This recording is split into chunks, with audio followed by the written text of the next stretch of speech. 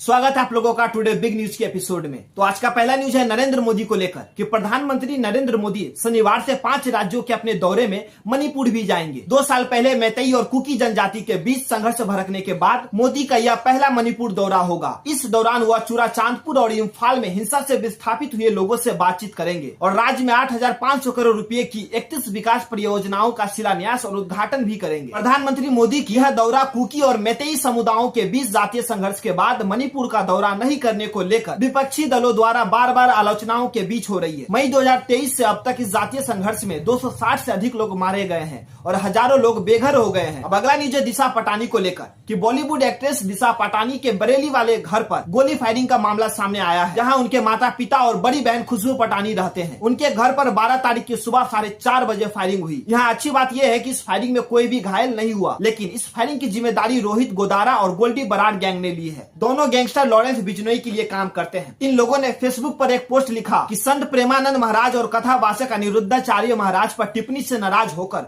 Firing को अंजाम दिया। यह सिर्फ एक ट्रेलर है, अगली बार ऐसी हरकत दोहराई गई तो किसी को जिंदा नहीं छोड़ा जाएगा। कुछ दिन पहले दिशा पटानी की बहन खुशबू पटानी प्रेमानंद महाराज और कथावाचक अनिरुद्धाचार्य महाराज पर कुछ टिप्पणियां की थी। अब अगला न्यूज है नेपाल को लेकर कि नेपाल को नई अंतरिम सरकार मिल गई है। पूर्व मुख्य न्यायाधीश सुशीला कार्की ने अंतरिम सरकार के प्रधानमंत्री रूप में शपथ ली है। कार्की नेपाल की पहली महिला प्रधानमंत्री और कार्यकारी प्रमुख बनी है। कार्की का भारत से खास नाता है क्योंकि उनकी पढ़ाई भारत में हुई है। युवाओं की पहली पसंद सुशीला कार्की नहीं थी, बल्कि युवाओं की पहली पसंद काठमांडू के मेयर बालेन शाह थे, लेकिन बालेन शाह ने सत्ता संभालने से इनकार कर दिया था, जिसके बाद सुशीला का नाम सामने आया। फिर बालेन शाह ने भी अपना समर्थन सुशीला को दिया, जिसके बाद नेपाल में सियासी संकट पर विराम लगा। अगला न्यूज है इंग्लैंड क्रिकेट को लेकर कि शुक्रवार को इंग्लैंड और साउथ अफ्रीका के T20 मैच में इंग्लैंड ने 20 ओवर में 304 रन बना डाला। क्रिकेट के इतिहास में यह मात्र तीसरा मौका है जब कोई टीम 300 रन का आंकड़ा पार करने में कामयाब रही हो। इंग्लैंड से पहले यह कारनामा जिम्बाब्वे और नेपाल की टीमें कर चुकी है, लेकिन